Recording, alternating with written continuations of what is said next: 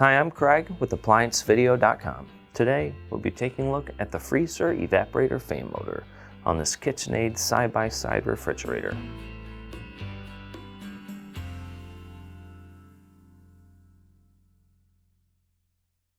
Stop. Before beginning any repair, always be sure to disconnect the power to the appliance. It is also recommended to test the outlet for the proper voltage. Remember to also turn off the water. The main reason why you'd be replacing your fan motor is if you're having poor cooling performance inside your freezer section. Now, click on the link below to view this repair video.